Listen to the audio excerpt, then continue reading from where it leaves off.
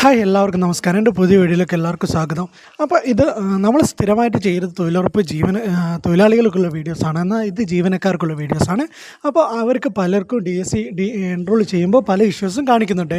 ആ ഇഷ്യൂസ് എങ്ങനെ പരിഹരിക്കാം എന്നുള്ളതാണ് ഈ വീഡിയോയിലൂടെ പറഞ്ഞു തരുന്നത്. അപ്പോൾ നിലവിൽ നിങ്ങളെ സിസ്റ്റത്തിൽ പലരും പല രീതിയിലാണ് ഉപയോഗിക്കൽ. മുസ്ലിം യൂസ് ചെയ്തുകൊണ്ടുണ്ട്, അതേമാതിരി വേറെ ഏതെങ്കിലും ഒക്കെ യൂസ് ചെയ്യുന്നവരുണ്ട്, അതായത് സൈറ്റ്. അപ്പോൾ നിങ്ങൾക്ക് ഞാൻ പറഞ്ഞത് മൈക്രോസോഫ്റ്റ് എഡ്ജ് എന്ന് പറഞ്ഞ വെബ് ബ്രൗസർ ഉപയോഗിച്ചാണ് നിങ്ങൾക്ക് നിലവിൽ ചെയ്യാനുള്ളതാണ് ഞാൻ പറഞ്ഞു തരുന്നുണ്ട്. അപ്പോൾ നിങ്ങൾക്ക് നിലവിൽ നിങ്ങളെ മൈക്രോസോഫ്റ്റ് എഡ്ജ് ഇല്ലെങ്കിൽ നിലവിൽ മൈക്രോസോഫ്റ്റ് എഡ്ജ് ഡൗൺലോഡ് ചെയ്യുക. ജസ്റ്റ് ഗൂഗിളിലൊന്ന് സെർച്ച് ചെയ്താൽ മതി, മൈക്രോസോഫ്റ്റ് എഡ്ജ് ഡൗൺലോഡ് എന്ന് കൊടുത്താൽ മതി. അതിൽ വരുന്ന ഏതെങ്കിലും ഒന്ന് ഡൗൺലോഡ് ചെയ്താൽ മാത്രം മതി. അപ്പോൾ നിലവിലുള്ളവരാണെങ്കിൽ അത് സൈറ്റിൽ നിന്ന് തന്നെ നിങ്ങൾക്ക് ബാക്കിയുള്ള കാര്യങ്ങളൊക്കെ ചെയ്യാവുന്നതാണ്. അപ്പോൾ അതെങ്ങനെ ചെയ്യാമെന്ന് ഫസ്റ്റ് തൊട്ട് പറയാം. അതിന് വേണ്ടിയിട്ട് ഫസ്റ്റ് തന്നെ നിങ്ങൾ മൈക്രോസോഫ്റ്റ് എഡ്ജ് ഓപ്പൺ ആക്കുക. ഓപ്പൺ ആക്കിയതിന് ശേഷം റൈറ്റ് സൈഡിൽ കാണിക്കാം, നിങ്ങൾ 3 ഡോട്ട് കാണിക്കും. ആ 3 ഡോട്ട് ക്ലിക്ക് ചെയ്താൽ ഇതേമാതിരി 3 ഡോട്ട് കാണിക്കും. അതിൽ ക്ലിക്ക് ചെയ്താൽ അതിൻ്റെ സിറ്റിങ്സ് എന്ന് പറയുന്നത് ഏറ്റവും താഴെയായിട്ടാണ് വരുന്നത്. അപ്പം അതിൽ ക്ലിക്ക് ചെയ്തിട്ട് അതിൻ്റെ തൊട്ട് താഴെ കാണിക്കുന്ന സിറ്റിങ്സ് എടുക്കുക. നേരെ 3 ഡോട്ട് അതിൽ കാണിക്കുന്നുണ്ട്. ആ ഡോട്ട് ക്ലിക്ക് ചെയ്താൽ അതിൻ്റെ ഏറ്റവും താഴെയായിട്ട് സെറ്റിങ്സ് എന്ന് കാണിക്കും. അപ്പോൾ അത് ക്ലിക്ക് ചെയ്ത് കൊടുക്കുക, സെറ്റിങ്സ് എടുത്ത് കൊടുക്കുക.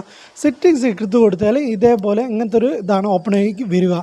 അതിൽ കുറച്ച് താഴോട്ടാക്കി അതിൽ ഡിഫാൾട്ട് ബ്രൗസർ എന്ന് പറയുന്നുണ്ട്, അതിൽ ക്ലിക്ക് ചെയ്ത് കൊടുക്കുക. ഇത് കുറച്ച് സ്ലോയിലാണ് പറയുന്നത്, അതുകൊണ്ട് കുറച്ച് സമയം എടുത്തിട്ടാണ് പറയുന്നത് കേട്ടോ.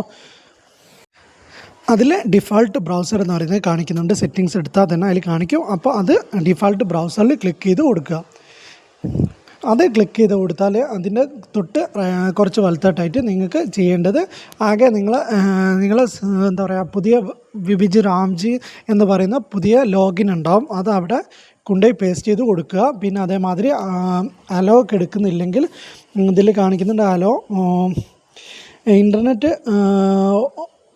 പേജ് എന്താ പറയുക ID കൊണ്ടുപോയി കൊടുക്കുക, അതിൽ ആഡ് ചെയ്ത് കൊടുക്കുക. അതേപോലെ തന്നെ ഇൻകംപ്ലീറ്റ് സൈറ്റ് ഓൺലി അലോ എന്നുള്ളത് ചിലപ്പോൾ അലോ ആയിരിക്കില്ല എടുക്കുക, അപ്പോൾ അത് അലോ ആക്കി കൊടുക്കുക. റൗണ്ട് ചെയ്ത കാര്യം കേട്ടോ. എക്സ്പ്ലോർ ഇഫ് എനേബിൾ എന്ന് പറയുന്നതിൽ അലോ കൊടുക്കുക.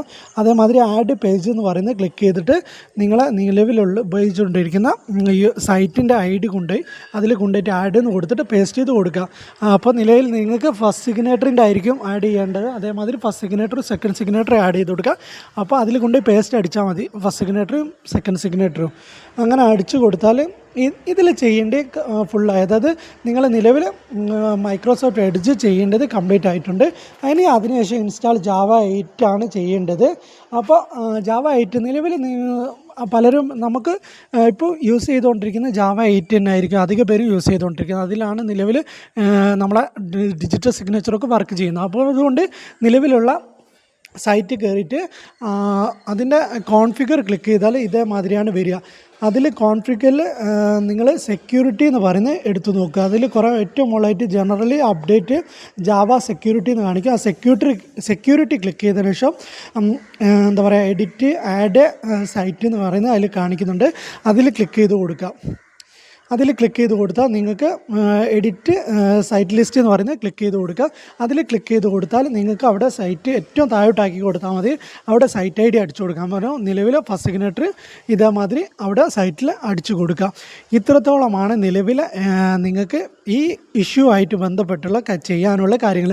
പിന്നെ ഒന്ന് സിസ്റ്റം റീസ്റ്റാർട്ട് ചെയ്യട്ടോ. ഇതൊക്കെ ചെയ്തതിന് ശേഷം റീസ്റ്റാർട്ട് ചെയ്തതിന് ശേഷം മാത്രമേ നിങ്ങൾക്ക് നിലവിൽ ചെയ്യാൻ പറ്റുകയുള്ളൂ. അപ്പോൾ അതുകൊണ്ട് റീസ്റ്റാർട്ട് ചെയ്തതിന് ശേഷം മാത്രം ഒന്നും കൂടി ചെയ്ത് നോക്കുക. അപ്പോൾ ഇത് ചെയ്ത് കഴിഞ്ഞാൽ നിങ്ങൾ കംപ്ലീറ്റ് ആയി എന്നാണ് അർത്ഥം. അത് കഴിഞ്ഞതിന് ശേഷം സിസ്റ്റം ഒന്ന് റീസ്റ്റാർട്ട് ചെയ്ത് നോക്കുക. അപ്പോൾ നിലവിൽ ഫസ്റ്റ് സിഗ്നേറ്റർ സെക്കൻഡ് സിഗ്നേറ്റർ ചെയ്യുന്ന സംബന്ധിച്ച് ഇത്രത്തോളമാണ് ചെയ്യാനുള്ളത്.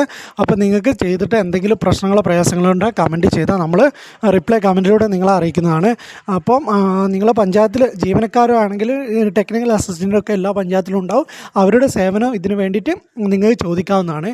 ഇങ്ങനത്തെ കാര്യമായതുകൊണ്ട് കൂടുതൽ പേരും ഇങ്ങനെ ഇങ്ങനെ ഇതുമായിട്ട് ബന്ധപ്പെട്ട കാര്യങ്ങളൊക്കെ കൂടുതലും ചെയ്യാത്തത് കൊണ്ട് തന്നെ TMR ഒക്കെ നിലവിൽ കൂടുതലായിട്ട് ചെയ്യുന്നൊരു പ്രവൃത്തിയാണ്. ഇങ്ങനെ ജാവ ഇൻസ്റ്റാളും എല്ലാ കമ്പ്യൂട്ടറിലും ഇൻസ്റ്റാൾ ചെയ്യുന്നു, ബാക്കിയുള്ള പ്രവൃത്തികളൊക്കെ ചെയ്യുന്നതാണ്. അപ്പോൾ അവരുടെ സഹായം നിങ്ങൾക്ക് തേടാവുന്നതാണ്. അപ്പോൾ ഈ വീഡിയോ ഇവിടെ നിർത്തുന്നു. നിങ്ങൾക്ക് എന്തെങ്കിലും സംശയങ്ങളോ കാര്യങ്ങളോ ഉണ്ടെങ്കിൽ നമ്മളെ കമൻറ്റിലൂടെ അറിയിച്ചാൽ നമ്മൾ കമൻറ്റിലൂടെ മറുപടി നൽകുന്നതാണ്. അപ്പോൾ ഓക്കെ, താങ്ക് യു.